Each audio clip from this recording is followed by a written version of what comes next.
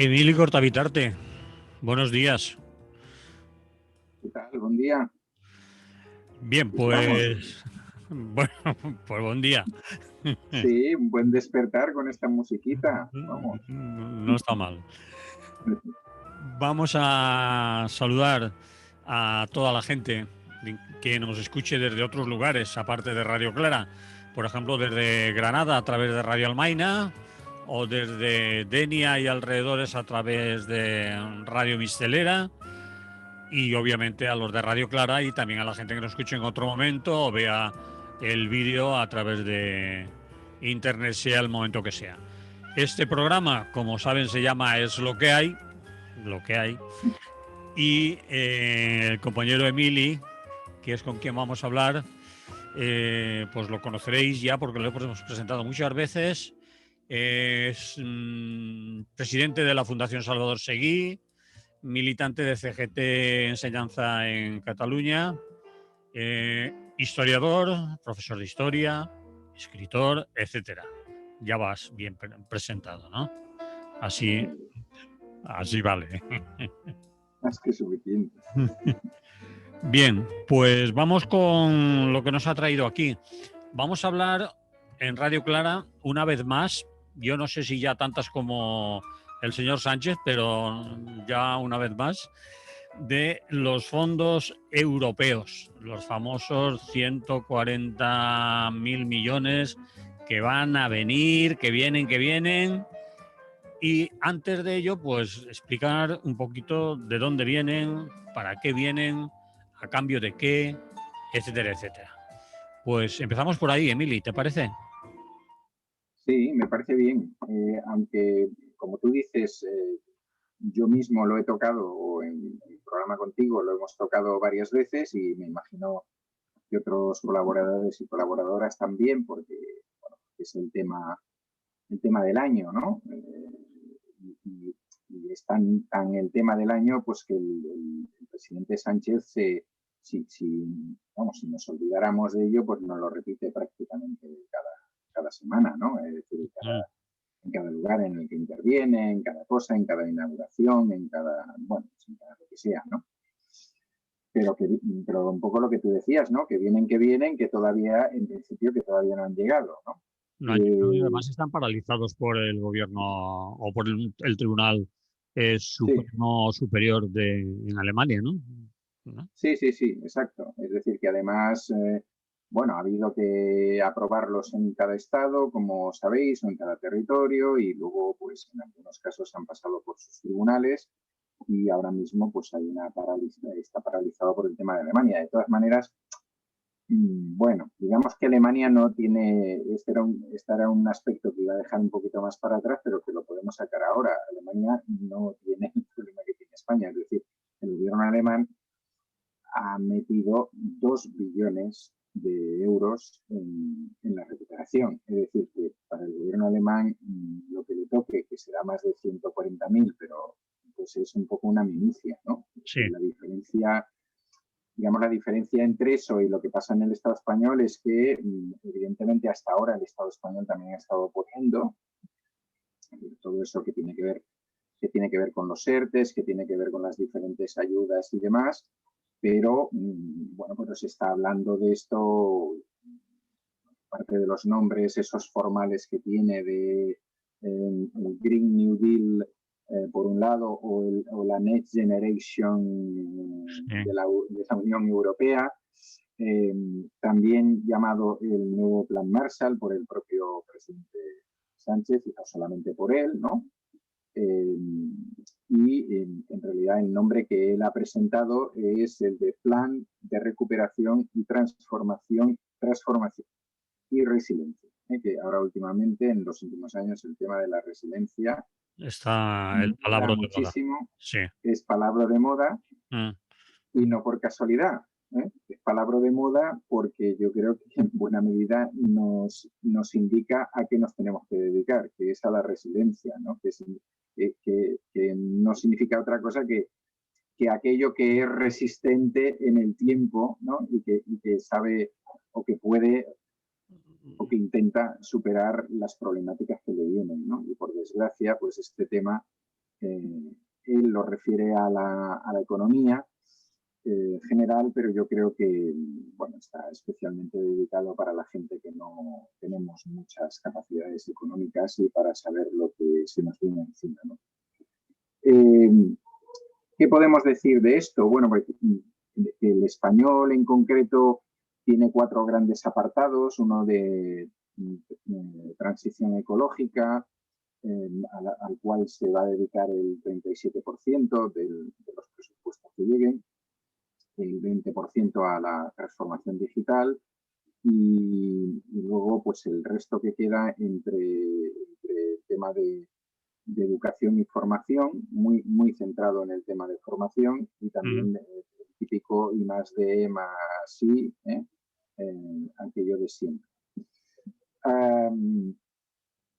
Pero ¿cómo? ¿Cómo se hace? Pues bueno, yo creo que estos retrasos tampoco son casualidades, ¿no? Primero porque han tenido todas las discusiones en el Parlamento Europeo, han tenido las discusiones entre los estados, los repartos, etcétera, las condiciones de los repartos, todo lo demás. Pero en ese camino, y a mí me parece que ese es uno de los temas importantes a tratar, en ese camino se llega a un momento en que todo tiene que ser deprisa, es decir, no han llegado aún, pero los proyectos que hay que presentar tienen que estar deprisa. En definitiva, ¿quién puede presentar proyectos deprisa? Es decir, bueno, aquí podríamos tener 2 opciones, ¿no? Una que, si este es un dinero que reparte la Unión Europea y lo reparte a través de los estados y de sus gobiernos, pues podríamos tener una opción que sería que esos gobiernos bueno, preparan una especie de memorándum de cuáles son sus objetivos y cómo hay que hacer. Y eso es lo que aparentemente se ha hecho. Pero en realidad, ¿quién ha ayudado a esos estados? Bueno, ¿quién ha ayudado en un compromiso mutuo? Es decir, esos estados, esos gobiernos ya han querido que se hiciera de esa manera, ¿no?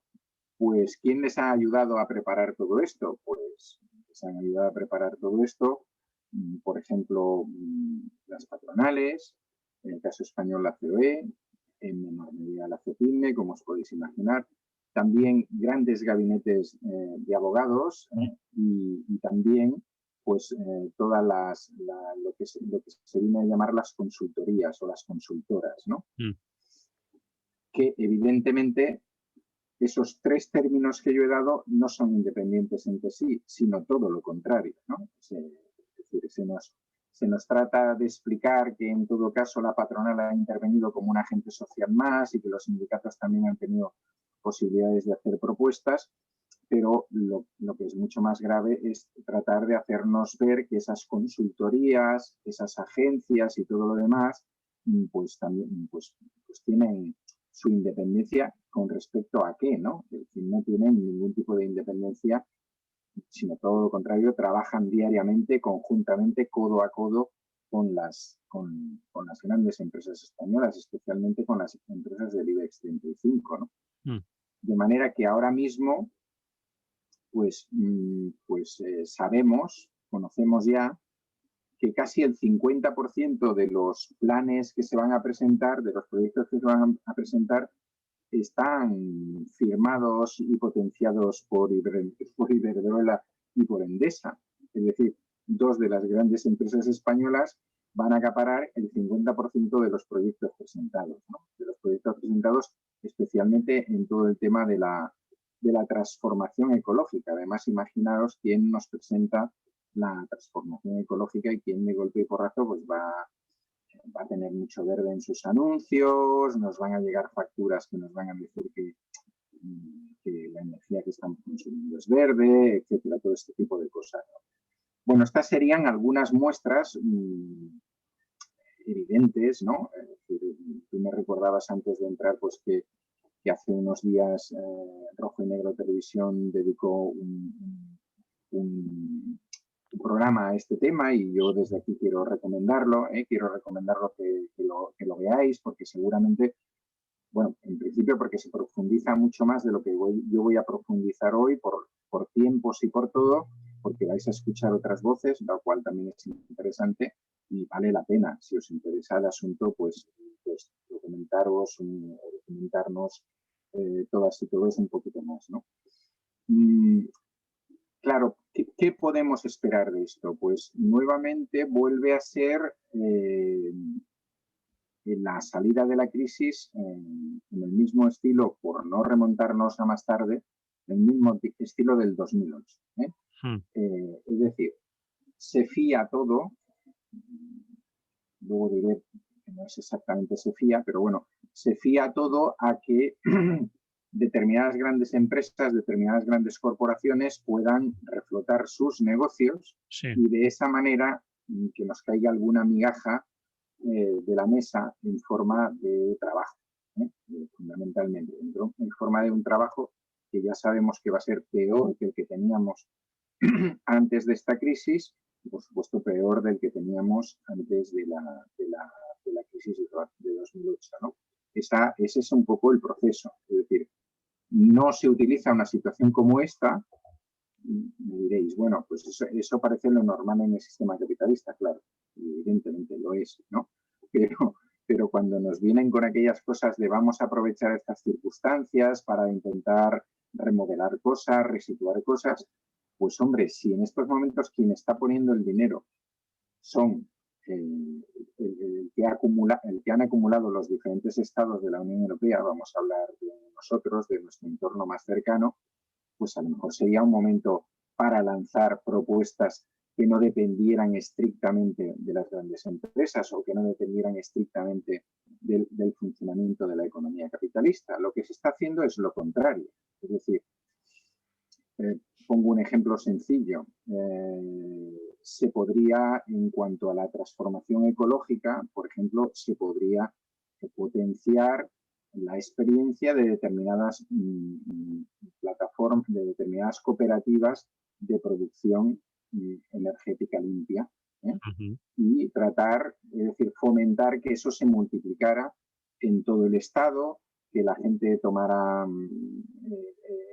este tema en sus manos, que la mayoría o una parte importante pues tenemos tejados en nuestras casas o azoteas en las casas de vecinos en las que vivimos y por tanto plantear una macroproducción de este tipo hecha por realidades muy pequeñas, ¿no? Por realidades familiares, por realidades comunales, por realidades cooperativas, etc. Es evidente que ese no es el proyecto del gobierno español, no es el proyecto de ningún gobierno europeo y no es el proyecto de la Unión Europea. Y lo que nos vamos a encontrar es que, a pesar de que todavía estamos enterrando a Bengoa con todo el pufo que va a dejar, que seguramente del cual se encargará el Estado, pues ahora mismo lo que se lanza es una línea en el mismo sentido. Es decir, que grandes empresas que hasta ahora y que van a seguir trabajando, ¿no?, el tema de los materiales fósiles y por tanto van a seguir contaminando, pues van a entrar en el nuevo negocio. Es decir, esos que a veces se nos explican como los nuevos nichos de producción de trabajo, en realidad son nuevos nichos de negocio, ¿no?, y de especulación por parte de la misma gente que estaba hasta ahora al cargo. No hay ningún intento, ninguna propuesta, ¿no?, que tenga que ver pues, con imponerle tasas a determinadas empresas que se dedican al tema de Internet, etcétera. No hay ninguna idea de crear nuevos impuestos sobre las grandes fortunas. Fijaros, perdón, que estamos hablando de 140.000 divididos en dos partes de 70.000 y 70.000 millones. Y ahora mismo uno se coge la revista Forbes, la abre y, bueno, pues no sé a qué ranking tendríamos que bajar para encontrar algún rico que tuviera solo 140.000 millones de euros, ¿no? Es decir, a lo mejor no eran de los primeros de la lista. Entonces, claro, se está creando un paradigma que es absolutamente mentiroso, ¿no? Es decir, aparentemente va a llegar mucho dinero, en realidad no es tanto dinero. En el programa de Rojo y Negro de televisión del que hablábamos, alguien de los que intervino decía que eso es un 5% del Producto Interior Bruto español, por tanto, pues ya me diréis, yo no he hecho las cuentas, pero vamos, si es un 5% del Producto Interior Bruto español, pues eso es esa es la gran inversión que vamos a vender, ¿no? Me recuerda, ya sé que no tiene parangón, ¿no? Pero me ha venido a la cabeza el famoso tema de la etapa de Zapatero cuando se construyeron todos aquellos campos de hierba artificial en todas las localidades del estado y los famosos, ¿cómo se llamaban? Iba a decir estadios, no, pero las polideportivos, polideportivos de barrio, sí, que se hicieron un mogollón de polideportivos de barrio, de localidad pequeña, una cosa del estilo, porque se arreglaron muchas aceras. Claro, ahora mismo, por ejemplo, uno de los proyectos que aparece con esto, que es evidentemente el chocolate del loro, y que seguramente ahí también habéis oído hablar, es que se va a financiar al 100% las restauraciones de viviendas, ¿no? Y bueno, pues bien, pero ¿para qué?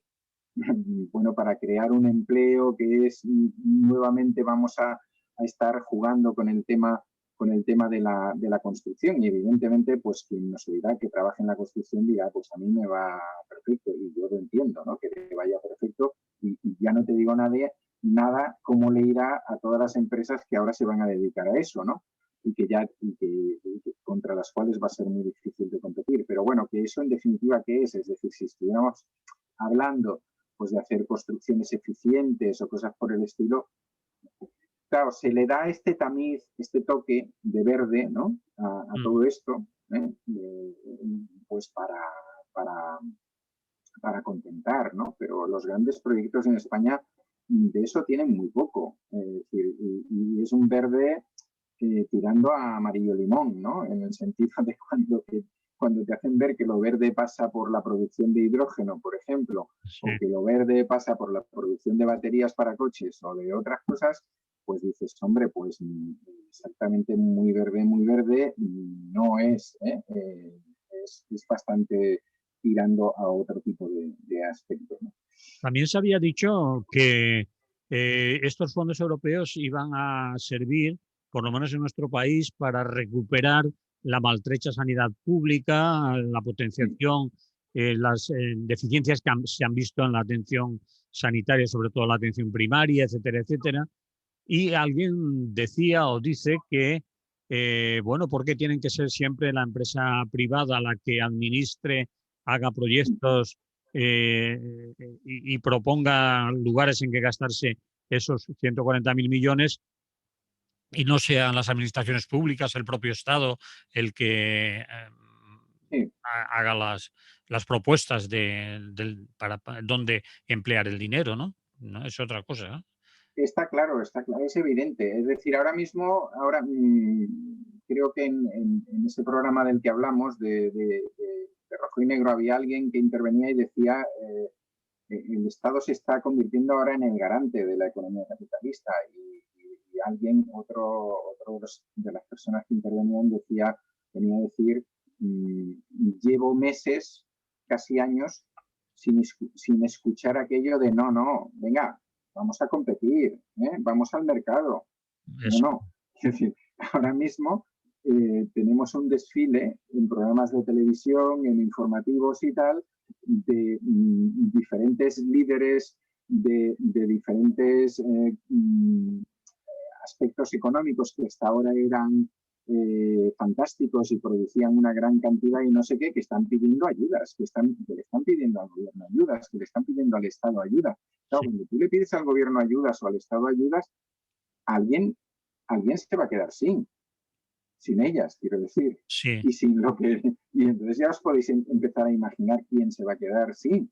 Y también sabéis que sabemos que de eso hay una parte que va, entre comillas, a fondo perdido, porque antes se ha puesto, por supuesto, y hay otra parte que hay que pagar con créditos supuestamente blandos, con deuda. Es decir, es que probablemente habrá generaciones posteriores a la nuestra que estarán pagando todavía la deuda de este supuesto gran banquete, ¿no? de este New Deal o de este plan Marshall. Claro, todo eso no está apareciendo, no está aflorando, ¿no? Con respecto a lo que te decías, por ejemplo, lo que yo conozco cerca, es decir, en Cataluña ha habido un pequeño, y conozco más que es la educación, ¿no?, que la sanidad. Había un pequeñito refuerzo, muy pequeño, muy miserable en la educación pública. Mm. A eso se le llaman refuerzos COVID. Y se le llaman refuerzos COVID por una razón, porque es que cuando se acabe el COVID o cuando se decida que se ha llegado al 70%, se acaban los refuerzos COVID. Es decir, no hay un planteamiento de decir, bueno, si ahora estamos aportando esto, no es únicamente porque se necesite, sino porque además puede mejorar la educación pública y tal. No, esa pretensión no está. Es decir, la idea que sigue es la misma, es decir, vamos a ver cómo nos metemos. Fijaros que el gran proyecto que se presenta, que tengo que decir que tampoco lo conozco exactamente a fondo, que he visto un poco las líneas maestras, pero el gran proyecto que se presenta para el tema de educación y formación es precisamente el de la formación profesional. Y se viene a decir que lo que hay que hacer es hacer confluir esa formación profesional educativa, ¿no?, es decir, formalmente educativa, con la formación que necesitan las empresas, es decir, con esa formación que queda libremente al mercado, ¿no?, o al interés de las empresas o al mercado, porque lo hacen instituciones en general privadas, etcétera, etcétera. Bueno, pues ese es el gran qué para la reforma de la formación profesional en este país. Entonces, eso yo creo que nos indica muchas cosas. Es decir, nos indica que evidentemente no hay todo y que el Estado tenga en estos momentos el capital y tal, bueno, su reparto va a ser, pues, como el que vivimos a partir de 2008-2010, ¿no? Es decir, cuando lo que se hizo no es condenar, digamos, a quien había especulado, sino apoyarlo. Sí. Creo que solo conocemos un país, que ahora no recuerdo si es Islandia, me parece que es Islandia, sí. Que fue el único que dejó caer a los bancos y les dijo, allá con vuestras cosas y hacemos una banca nueva, ¿no?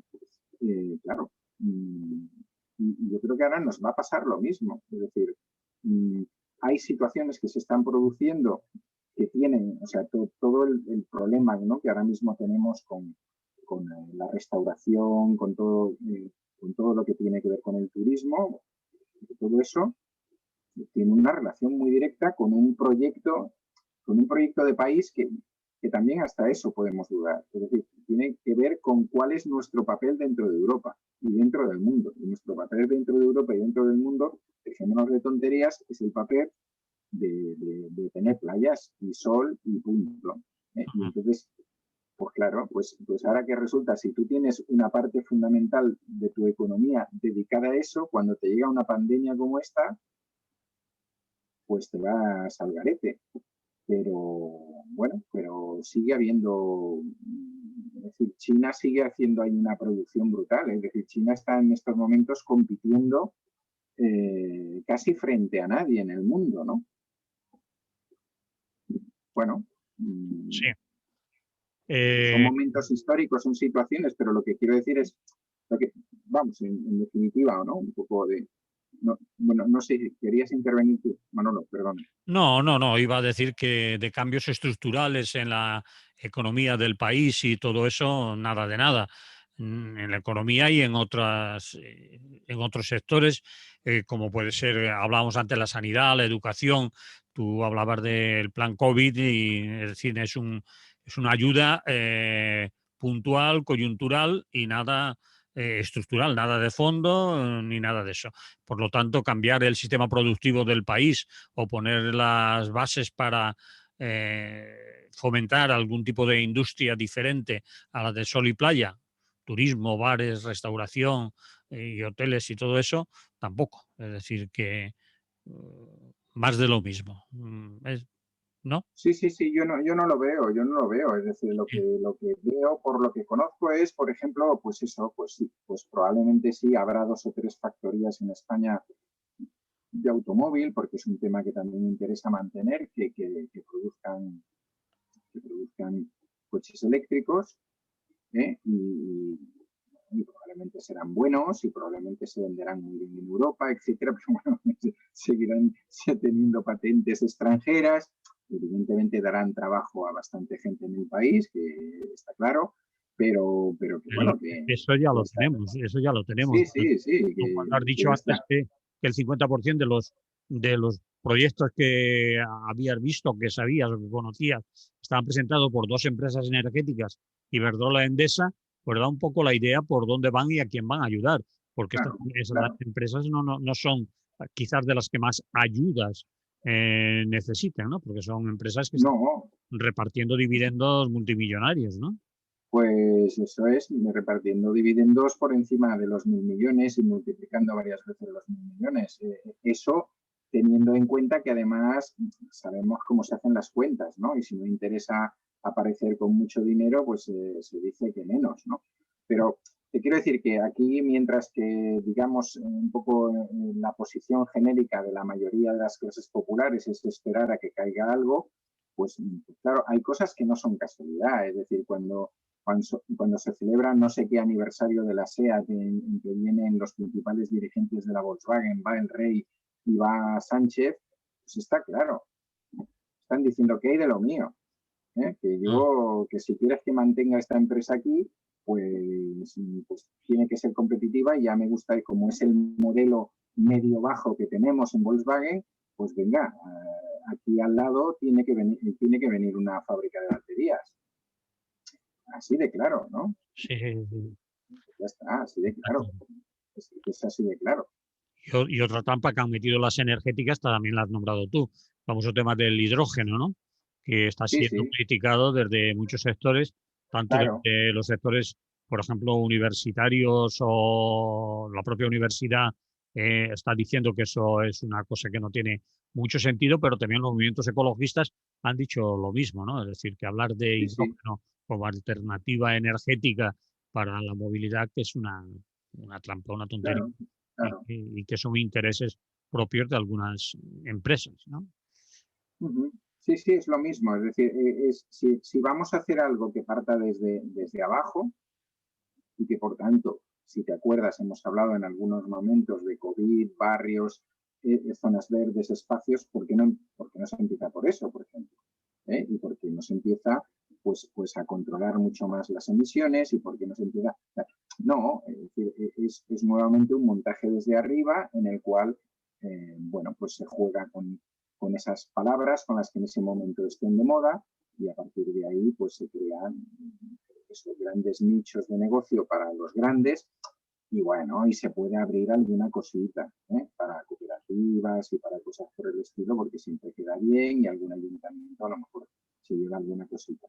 También si las Y farolas no contaminan. no nos pueden decir que estamos siendo muy agoreros y muy cenizos y que algo bueno debe de tener. Hombre, que llegan 140.000 Sí, millones, algo bueno debe tener, pero lo que estamos diciendo también es cierto. ¿A dónde van? ¿A qué? Y quizás claro. lo bueno sean que caigan unas migajas para los de abajo, pero poco más, ¿no?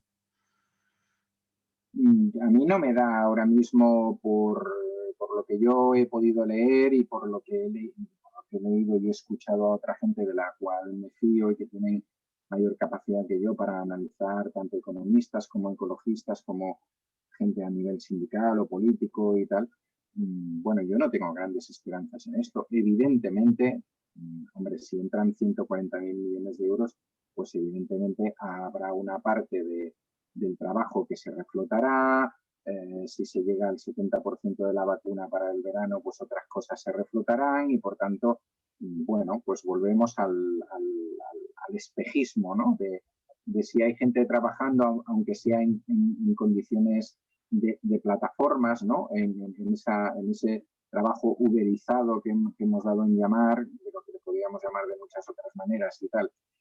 Bueno, y una parte importante de la gente sigue teniendo una cierta posibilidad de consumo, pues ya está, porque es así, desgraciadamente es así. Entonces, bueno, yo creo que hablamos de esto precisamente para que la gente tome conciencia de lo que está pasando y para que no se crea determinadas cosas que no se debe de creer, que no se debería de creer y para que en la medida de lo posible intenten contrapesar esto con otras propuestas, ¿no?, más cercanas, más autogestionadas y tal, que no van a recibir esos dineros, pero que al final, pues, frente a la situación que tenemos en estos momentos, pues lo que tiene que pasar es que la gente se autoorganice, ¿no?, que la sociedad se autoorganice, es que no queda otro remedio, vamos.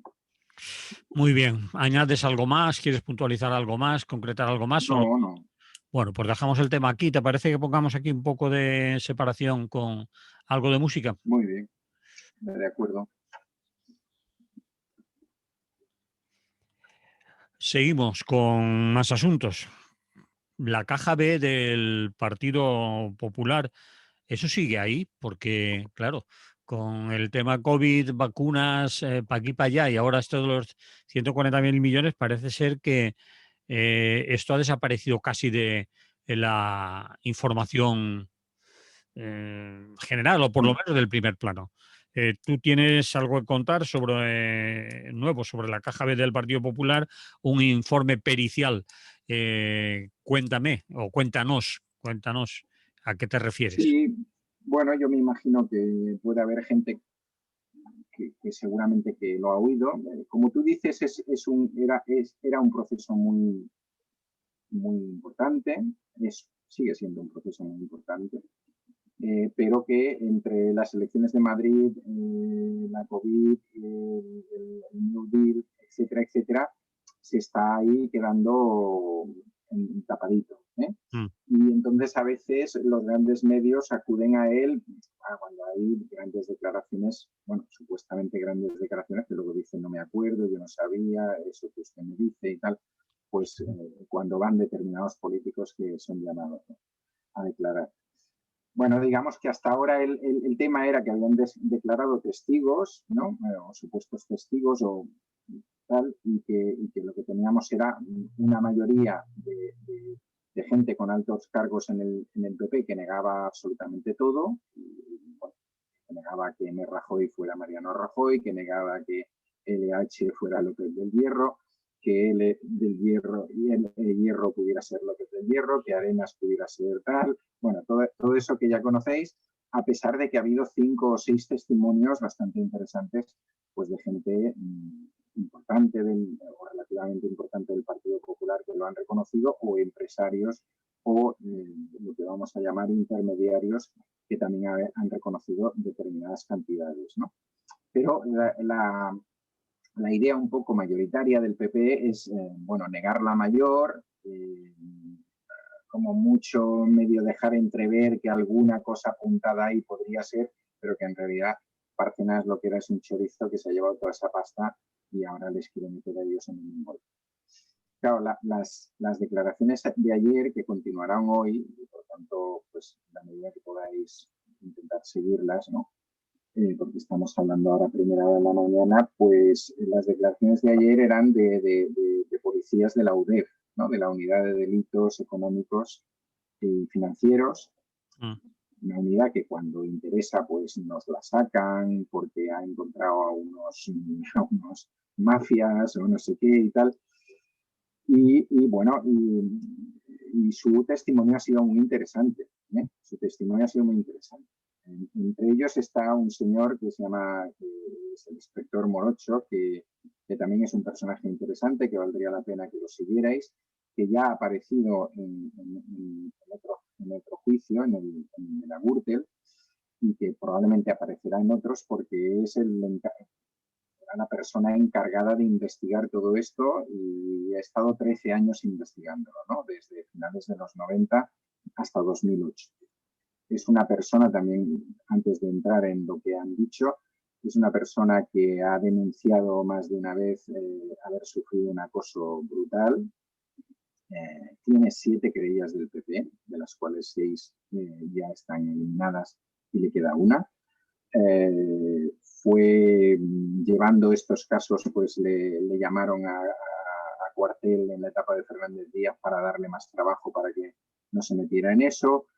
Le hicieron en su momento propuestas para cambiarle de sitio, para ir a un sitio donde no, bueno, tenía que hacer nada y iba a cobrar mucho más, etcétera. Vamos, de esos policías que parece ser que alguno existe, ¿no? en este caso.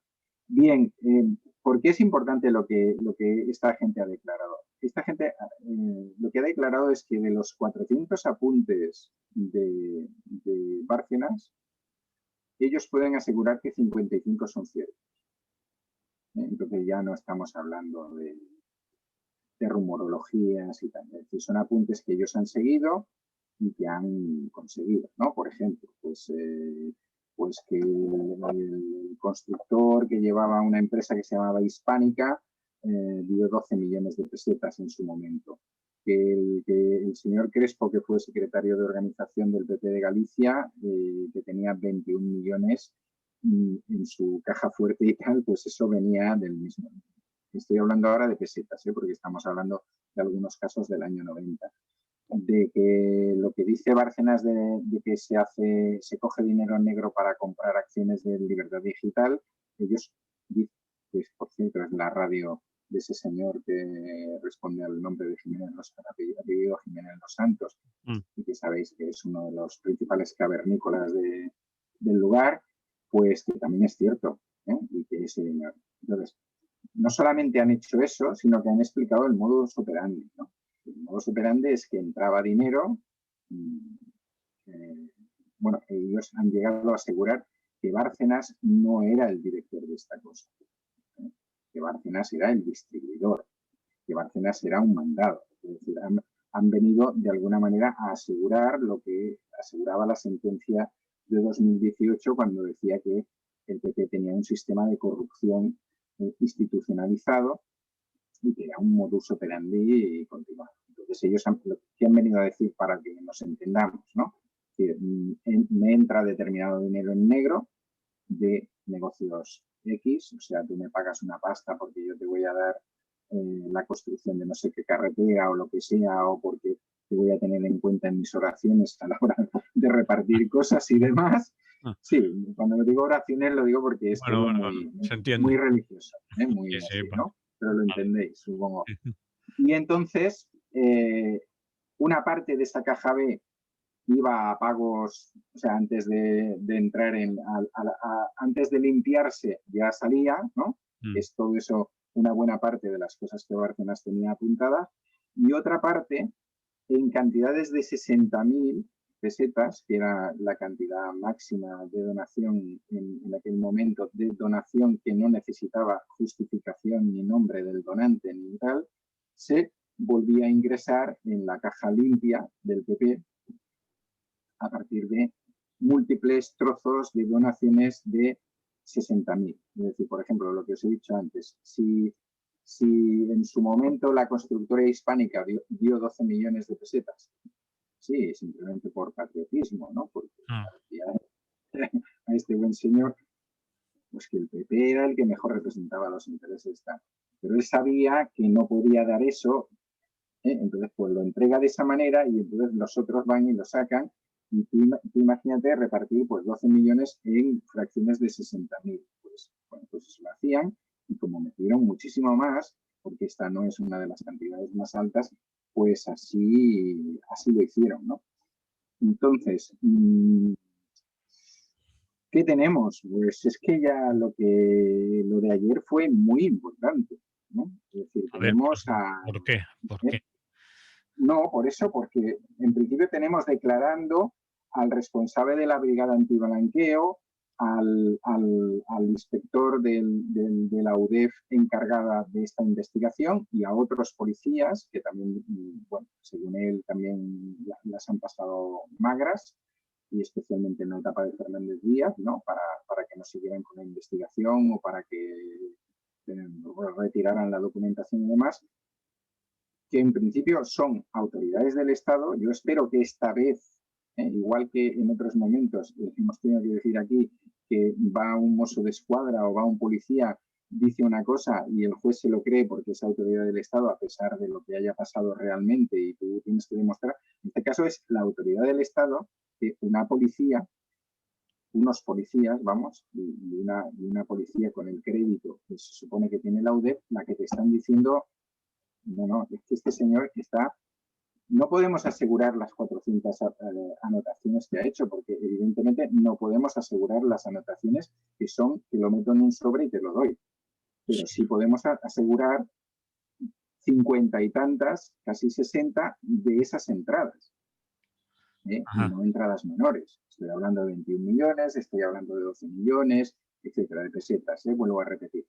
Entonces, bueno, yo creo que aquí estamos ante una cosa singular, ¿no? Es decir, hasta ahora, tal y como discurría el juicio, todo parecía que era una cuestión de que nos cayera, bueno, ya había habido una sentencia del 18 que nos decía eso que he dicho antes, ¿no? Que era un sistema de corrupción organizado y orquestado, pero la población se podía dividir entre azules que no se lo creen, y otros rojos y negros y otros diversos colores, lilas, violetas, etcétera, que como ya sabemos que están en contra del PP y lo que representan, pues claro, se lo quieren creer porque ya les va bien creérselo. Claro, es que aquí señores, ha llegado la policía, ¿no? Señores, que ustedes son tan defensores de la policía, Aquí ha llegado la policía. No sé si llevaban banderita en la muñeca, en el reloj y en la muñeca, pero son la policía. Y la policía, que ya veremos lo que dice hoy, porque no han acabado, lo que nos está diciendo es eso. Lo que nos está diciendo es que ustedes recibían unas donaciones en B y en negro y las hacían volver y las hacían entrar como donaciones que no hacía falta justificar, es decir, que no había falta poner el nombre, en cantidades de 60.000. Y bueno, supongo que cuando no era divisible por 60.000, pues alguna de 45 o de tal. Claro, a mí me parece que es un documento o una aportación fundamental. A esta información se le llama informe pericial. Pericial, sí, claro. Ahora se ha entrado en la cosa pericial, que supongo que también llevarán a alguien que dirá que esa letra si es de ese hombre, que no sé qué, y cosas por el estilo, ¿no? Bueno, como sabéis, este era un gran tema que se ha ido desgajando en partes y demás.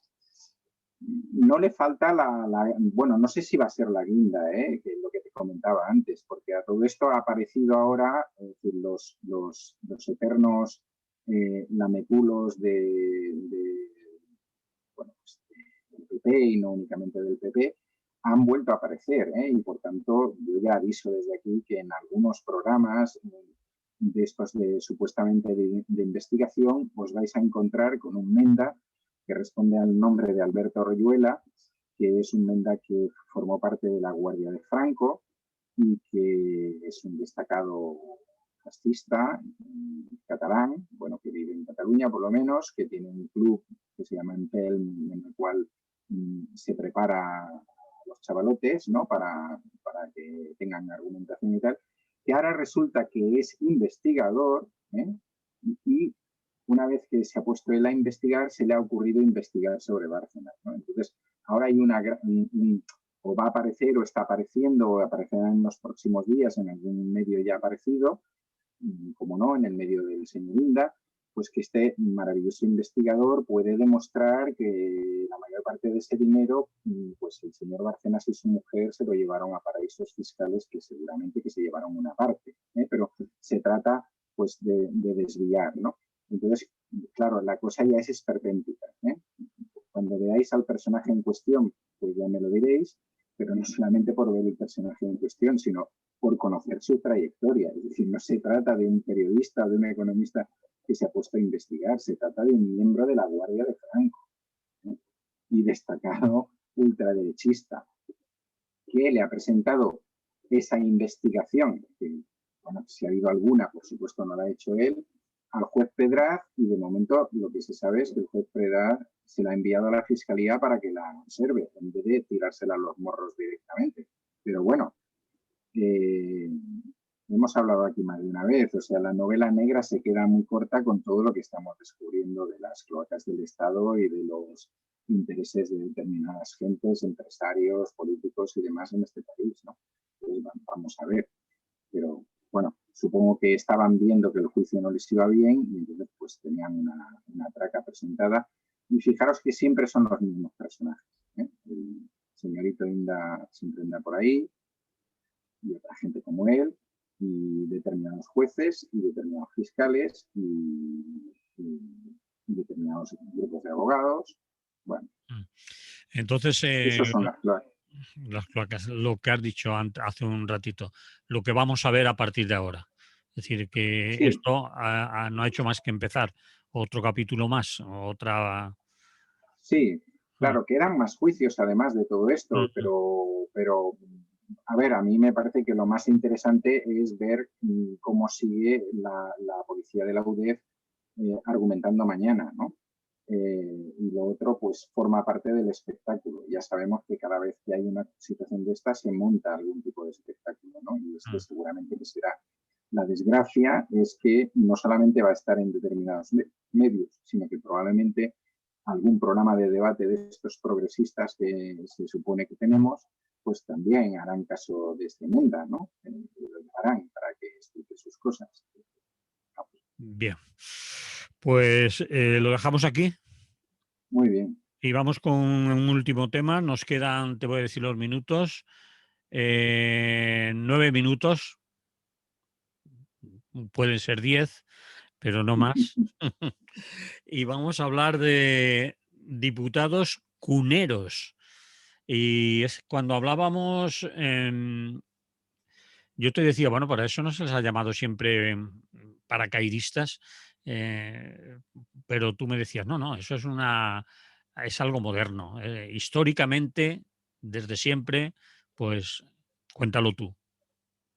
¿Qué es eso, Bueno, diputados? sí, parece un nombre un tanto así y es de gente que, bueno, pues que conoce un poquito la historia, ¿no? Es decir, en la época de la restauración monárquica, por cierto, también con los Borbones, un poco una restauración como la actual, eh, las elecciones se hacían por distritos inferiores a las provincias, entonces era muy importante el papel de lo que se dio en llamar los caciques, es decir, las personas poderosas que podían comprar los votos, ¿no? Comprarlos en el sentido, pues, tú votas esto o no te doy trabajo, yo ya me enteraré de cuál va a ser el resultado y tal.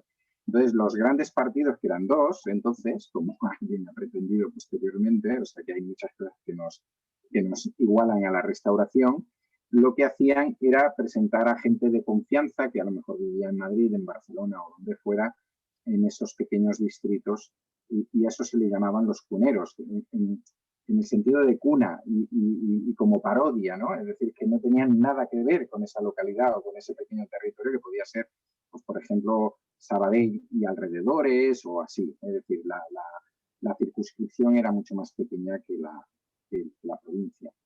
Posteriormente, tanto en la etapa de la República como posteriormente, pues se ha hecho que la circunscripción menor sean las provincias, con lo cual se trataba de evitar esa posibilidad, ¿no?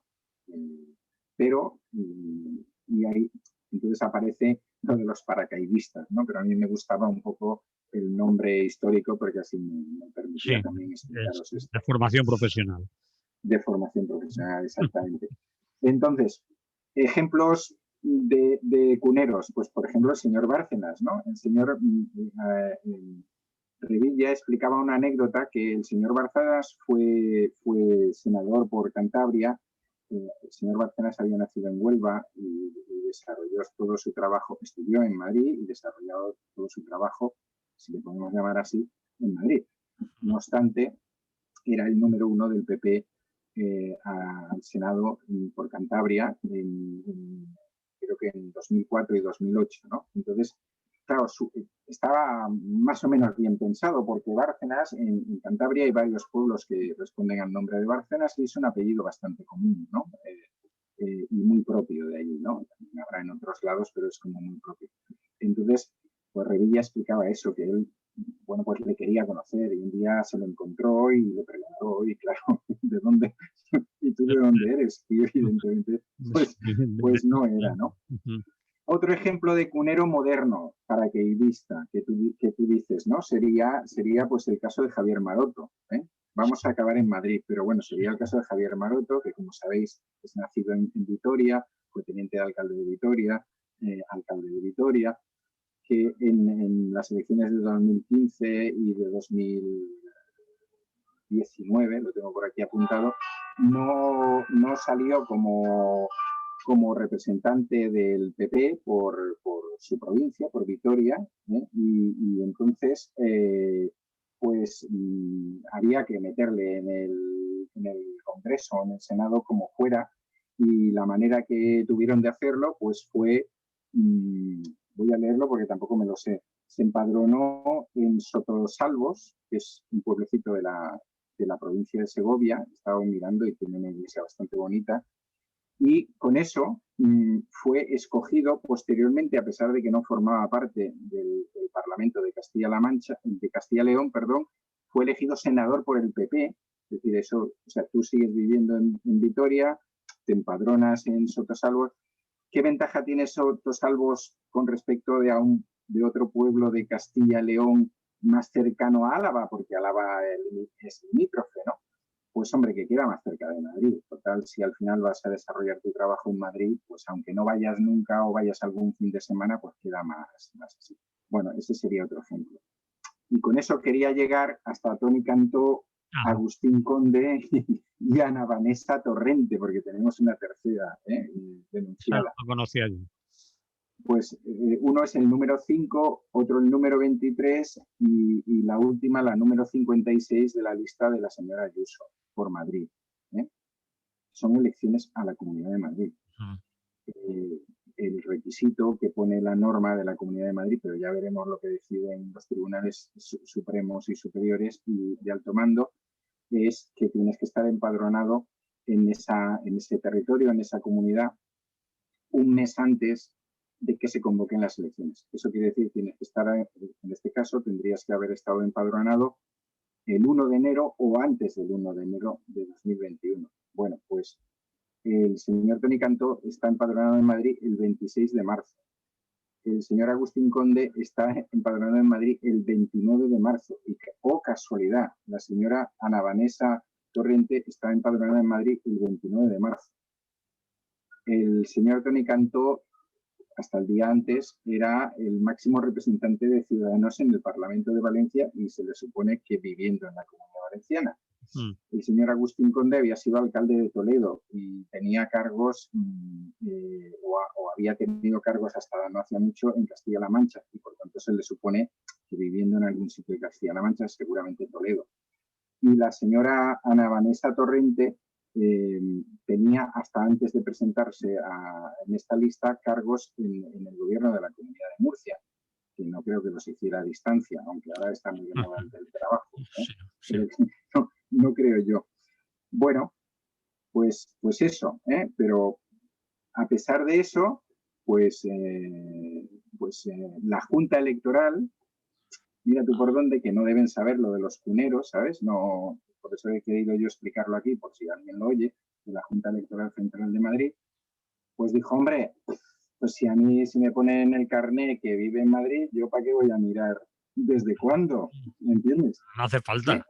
No hace falta. Esas maravillosas, claro, esas maravillosas juntas electorales que cuando quieren miran hasta debajo de la sotana, ¿no? Sí. Pero ahora no hacía falta. Entonces alguien ha denunciado, que en este caso es el PSOE, algún juez ha dicho, pues sí, señor, usted tiene razón en función de tal, y ahora pues alguien lo ha elevado a los tribunales superiores y ahí vamos a estar a la espera, pero vamos. Es el Constitucional, creo que es el que se tiene que pronunciar y lo tenía que haber hecho, sí. Creo que ya, le tenía días. Bueno, yo no sé si a lo mejor estamos hablando de esto y ha salido algo, pero creo que hasta ayer la Fiscalía y algún elemento más tenían posibilidades de presentar sus alegaciones, ¿no? Porque vale. Se estaba esperando a las alegaciones que hacía la Comunidad de Madrid, de parte, por supuesto, cosa que también es muy curiosa, y a las que hacía la Fiscalía y supongo que a las que había hecho el PSOE como parte acusadora, me imagino, ¿no? Pero bueno, en todo caso es una demostración más de que vivimos en una democracia plena de derecho, está claro, ¿no? O sea, que es más que evidente. Es decir, ¿Cómo se sabe que estás viviendo en una democracia plena de derecho? Pues porque tú haces las normas y luego te las saltas, y eso es una democracia plena. No hay otra. ¿Eh? Ya sabéis, o libertad o derecho. No. Sí, sí, o libertad o derecho. ¿Para qué vamos a andar con tonterías? Muy Mucho bien. mejor libertad. ¿Dónde vas a ir a parar? Muy bien, pues nada más que decir, esperar el resultado también. Pues Y, sí, esperaremos el resultado de esto y a ver si definitivamente nos confirman. Yo soy de los que opina que estamos en una nueva restauración. O sea, ya sé que este es un debate como muy escolástico, muy de gente que sabe de historia y todas estas cosas, pero yo creo que a partir de eso que se llama el régimen del 78 vivimos como una especie de nueva restauración, ¿no? Eh, al margen de las diferencias de tiempo y todo lo demás, pero bueno, probablemente este tribunal nos saque un poco de dudas. bien, pues vamos, como decíamos, a esperar el resultado. Y lo dejamos aquí, por lo del Muy tiempo, bien, Emily. sí, sí, pues ¿qué le vamos a hacer? Y La nos, compañía es grata, la conversación también, bien, pero nos vamos con la música a otra parte y tal. Un día tendremos efectivamente. que hablar, aunque sean 30 segundos, tú sabes lo que está pasando en Madrid con el local de CGT, ¿no? Sí, Pues manda webs, que decía webs. aquel. Es Sí, sí, decir, manda webs. patrimonio del Estado, patrimonio sindical acumulado, acaba en manos Sí, de un fondo buitre, sí, estaba sí. asignado a la Confederación General del Trabajo desde el 95, creo, para que lo usara Mm. como tal, y de repente le dicen que lo desahucian. Y lo desahucian desde el ministerio de la señora Yolanda Díaz. Y además, Bueno, yo creo que el desahucio, creo, ¿eh? No, creo que el desahucio, quien lo plantea es ese fondo buitre y por tanto es una cosa que viene vía judicial. sí, Es lo, sí, pero evidentemente la solución depende de ese ministerio, ¿eh? claro, es Porque ha decir, habido tiempo para solucionarlo previamente, no se ha hecho y entonces, ahí pues hemos bueno, pues ahora. escuchado, por ejemplo, al compañero Aranda explicar que hace 2 días se han entrevistado con gente del ministerio con la que lo lleva ahora directamente y le ha dicho que el problema es de ellos, es decir, de ellos, de la CGT, y que un poco se busquen la vida, que lo acordado hasta ahora y lo que tengan desde el 95, pues papelillos a la mar, ¿no? Y aquí vamos a tener una historia que, bueno, no es nuestro Bueno, yo no trabajo. creo, claro, yo no creo que a este gobierno le interese tener un conflicto de este tipo en plena campaña electoral de Madrid, vamos. Si no, creo que calculan muy mal. O Bueno, sea, aparte de lo que me parezca como planteamiento, ¿no? Es decir, puedo entender que se diga, pues, en 2 semanas tenemos que seguir buscando, tal, no sé qué, bueno, lo que pero sea, que seguro que. llevan buscando desde, Sí, sí, desde, por desde eso, por hace eso. muchos, muchos, muchos años. Claro, claro, sí, quiero decir que más en el sentido, en la razón, en el sentido que tú decías, es decir, que la CGT cuando se ha enterado que tenía que salir de allí no se ha negado a salir, es decir, lo único que quiere es unos locales en unas determinadas condiciones, ¿no? Porque, bueno, pues porque Alenza tiene unas determinadas condiciones. Sí, sí, sí. Estás al lado de un metro, es relativamente céntrico, etcétera, etcétera, ¿no? Y aparte la representación que tiene ahora mismo la CGT en Madrid es muy superior a la que tenía en el año 95, 93 cuando se les dio. Entonces, bueno, claro, lo que pasa es que aquí se dejan correr las cosas, hay cosas que son muy importantes y otras que no lo son nada. Y bueno, pues claro, el fondo buitre quiere hacer negocio, porque para eso ha comprado, para hacer negocio, ¿eh? Ajá. De entrada es brutal que un Ministerio de Trabajo haga una venda de este tipo. Evidentemente seguramente que no lo hizo este gobierno, como fue el anterior. Bueno, y en segundo lugar, pues hombre, si sabes eso, razón de más para buscar una solución. Bien, lo dejamos aquí porque no nos queda más tiempo y lo he sacado ahora así deprisa y corriendo, pero es un tema que está ahí pendiente y que es una de esas vergüenzas que uno no entiende muy bien. Emily, nos oímos la semana que viene. De acuerdo, pues hasta la semana que viene. Que Un hay abrazo. Que haya salud y un abrazo. Mucha salud, sí. Bueno,